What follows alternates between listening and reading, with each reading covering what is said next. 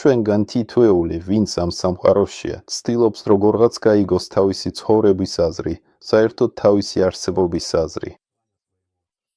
და ბუნებრივია, ჩნდება კითხვა, როგორ მოხდი აქ? რატომ ვარ ჩაწერილი ამ ისტორიულ პროცესში და ასე ვთქვათ, რა იქნება შემდეგ?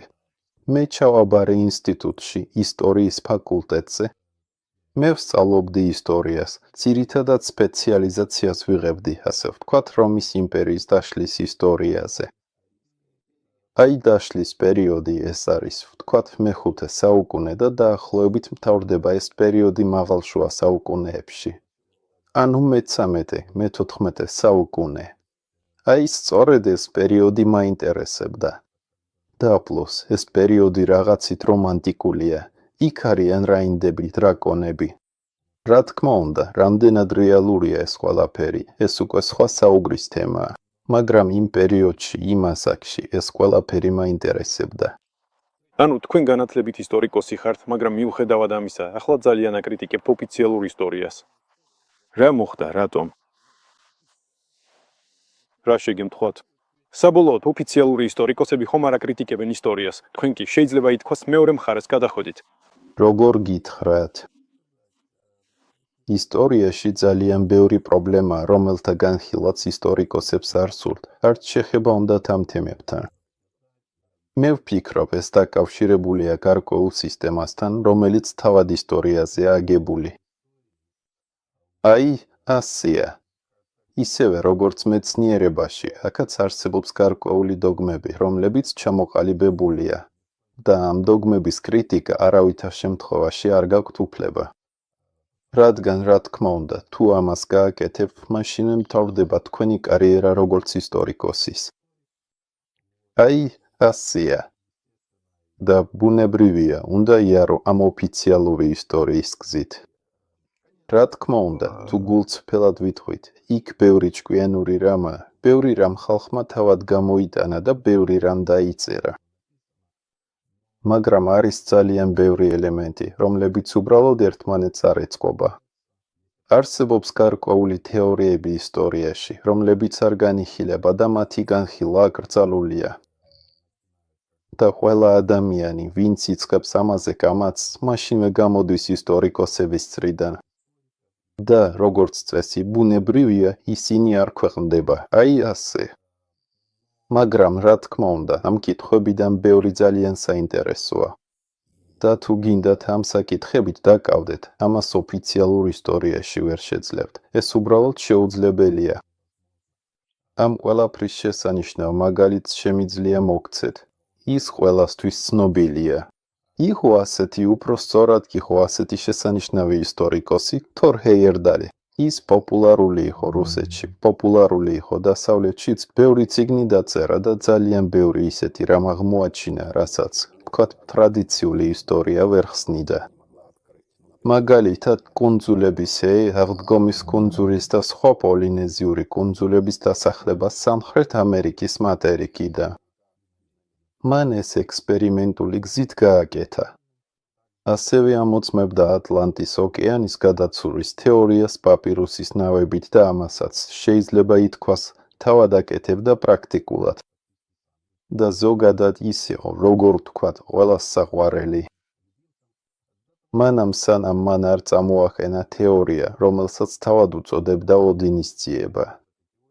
ამ თეორიაში ეს თითქოს არა წიგნია, არამედ შეკრებილი კითხვებია. ის ცდილობდა დაემტკიცებინა, რომ თითქოს სკანდინავიური ცივილიზაცია მოვიდა აზოვის ზღვის რეგიონიდან, ანუ მარიუპოლიდან, აზოვიდან, როსტოვ-ნად-დონიდან. აი დაახლოებით იმ ტერიტორიიდან. და მასზე მთელი სამეცნიერო საზოგადოება დაესხა თავს, ფაქტობრივად, როგორც ადამიანს, გაანადგურეს, მისი ნაშრომი დისკრედიტაციას გაუკეთეს და დღემდე, აი სულ ახლახანსაც შევამოწმე, ეს თეორია წინ აღარ მიდის. არავინ იკვლევს მას და ყველასაც კი ირშინია მასთან შეხების. აი ასე, მაგრამ თეორია ძალიან საინტერესოა. და აი ეს სუსტად ეს ელიტარული ზედნაშენი, ეს არ მომწონს. და თითქოს შეუძლებელია ისტორიის შესწავლა, რადგან შეგიძლია მხოლოდ იმ მიმართულებებით იკვლიო, რომელშიც ნებას გაძლევენ წახვიდე. და თუ რამეს არასწორს იპოვი, მაშინვე გაჩერებენ და მორჩა. ამით მთავრდება თქვენი კარიერა. ანუ გინდათ რომ ისტორიის თავისუფალი კვლევა გქონდეთ, მაგრამ აღმოჩნდა რომ ეს სფერო საკმაოდ მკაცრად არის შეზღუდული. ის შეზღუდულია, დიახ. და იცით, ეს უკვე ისეთი, მე ვიტყოდი, სოციალური საკითხია. ვინ ზღუდავს მას? ვინ არიან საერთოდ ისტორიკოსები? როგორც ადამიანები? იცით, რატომ მაგალითად ადამიანი ხდება ისტორიის პროფესორი? თქვენი აზრით, როგორ ფიქრობთ? ალბათ ეს ადამიანი უყვარს წარსული, აინტერესებს რა ხდებოდა ადრე და შესაბამისად ამ სფეროში მიდის. კი, ნაწილობრივ ასეა.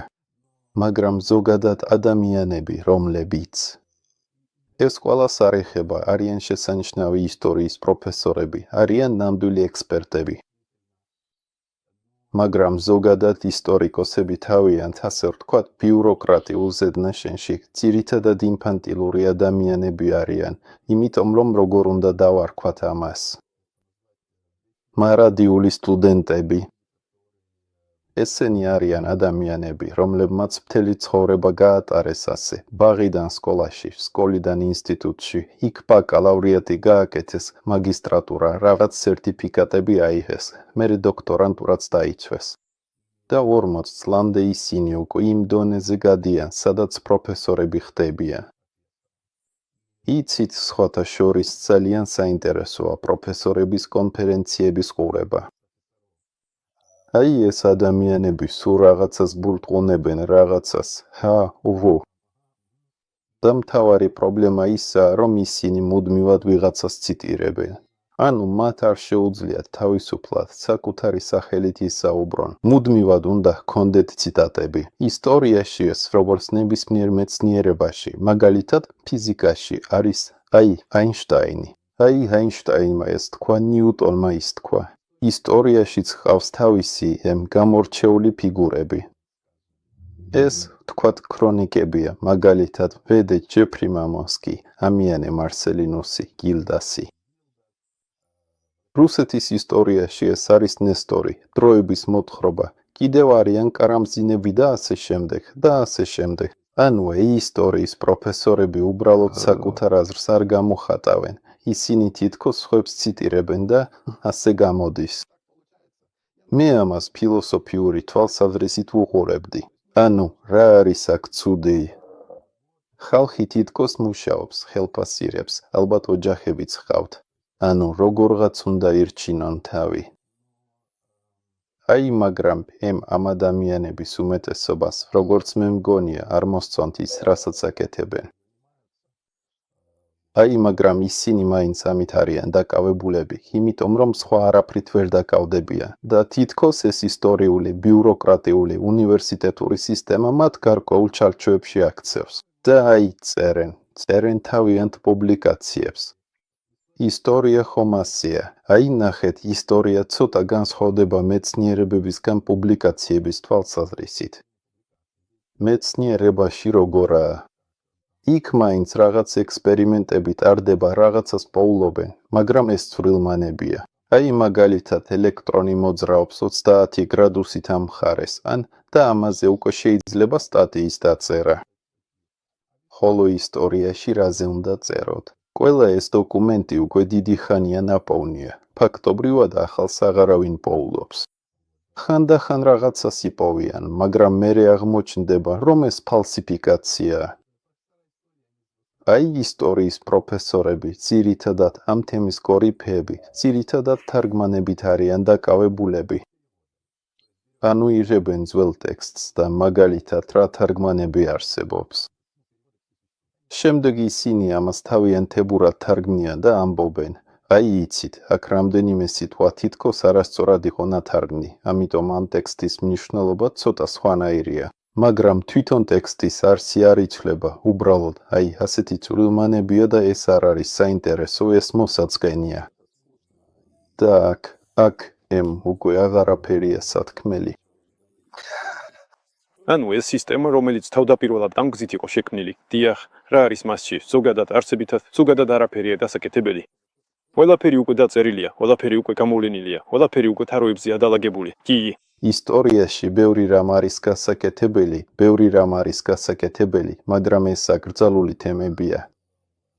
და როგორც ვთქვი, მე მოვიყვანე თურ ჰეიერდალის მაგალითი. თუ ამ თემაში შეხვალთ, თქვენ გამოგრიცხავენ. სხვა მაგალითებიც არსებობს.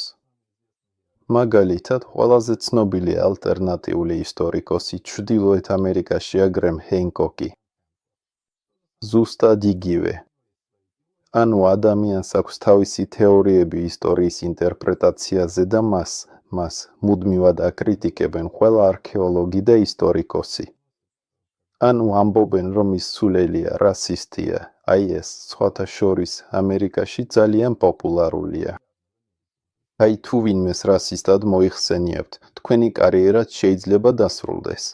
ანუ მას აქვს თეორია, რომ სამხრეთ ამერიკა დააარსეს არა ინდიელებმა, არამედ შესაძლოა ვიღაცა მიქითიდან ჩამოაღწია, მაგრამ მაშინვე ეუბნებიან, აი შენ რასისტი ხარ, იმიტომ რომ თითქოს ინდიელებს ართმევ მათ უფლებებს, მათ მიწებს და მიღწევებს.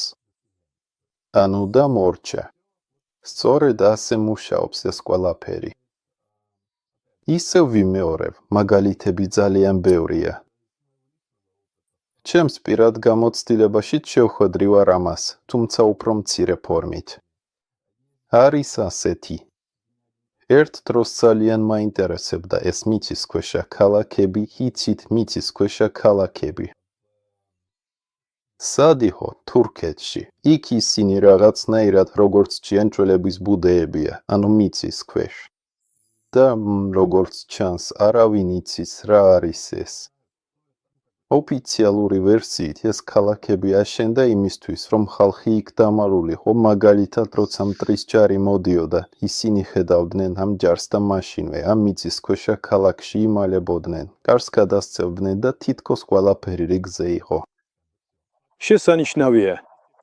მე რომ მტრის ადგილზე ვიყო, მივიდოდი ვენტილაციის ხვრელებთან, ჩავაგდებდი იქან თებუთივას ან რამე მსგავს და ისინი მიწის ქვეშიდან ამოსვლას დაიწყებდნენ.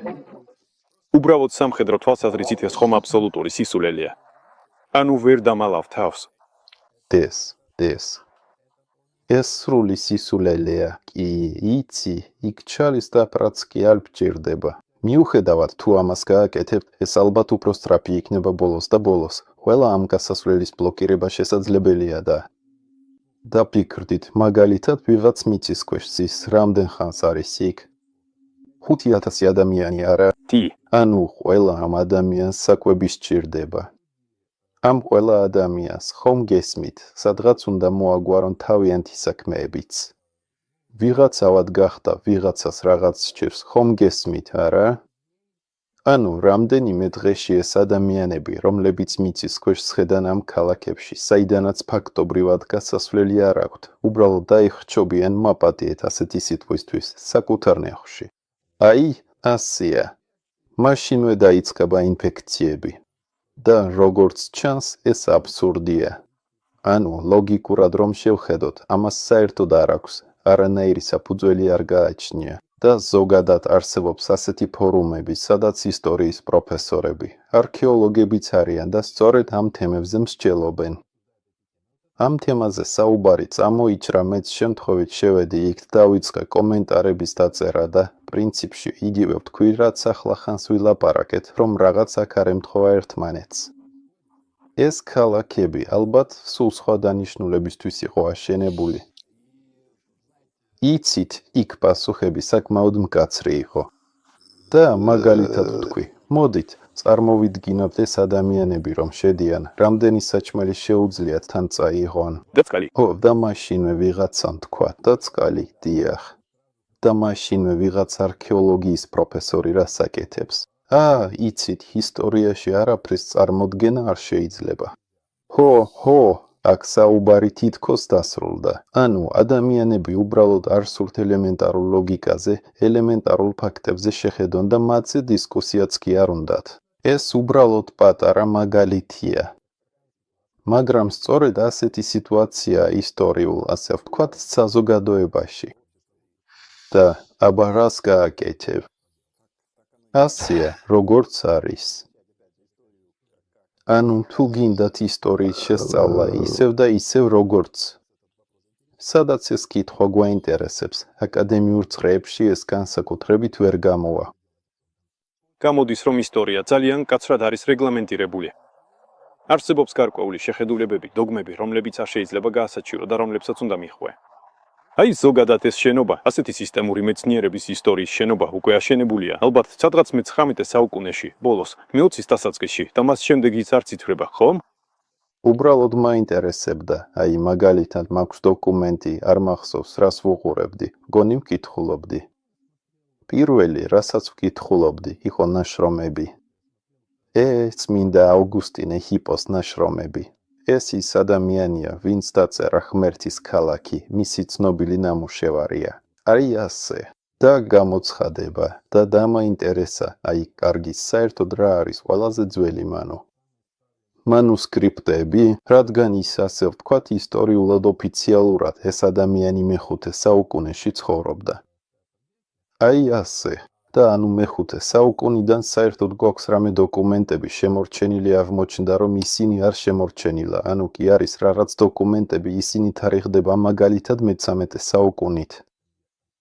შესანიშნავია ეს დოკუმენტები, როდის აღმოაჩინეს, ისინი თარიღდება მე-13 საუკუნით. და როდის იპოვეს ისინი? და გამოდის, რომ ამ ისტორიული ქრონოლოგიების უმეტესობა აღმოჩენილია მე-19 საუკუნის შუა პერიოდში, როგორც სწორად აღნიშნეთ. ანუ ისტორია და მათი აღმოჩენა ყოველთვის ერთნაირია. ანუ ვთქვათ კონსტანტინოპოლის ან საფრანგეთის, ესპანეთის, იტალიის რომელიღაც ბიბლიოთეკაში ვიღაცა არქივში იქექებოდა და აი იქ იპოვა ძველი ბერების ხელნაწერი. და აი ეს ისტორია, წაიკითხეთ. ზუსტად იგივეა ისტორიულ, ძველ რუკებთანაც. ანუ რუკები არსებობს, ისინი კონკრეტულ თარიღზეა დათარიღებული.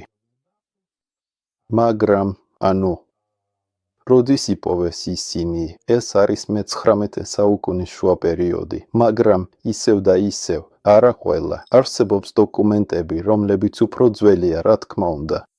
მაგრამ დასკვნა რა არის?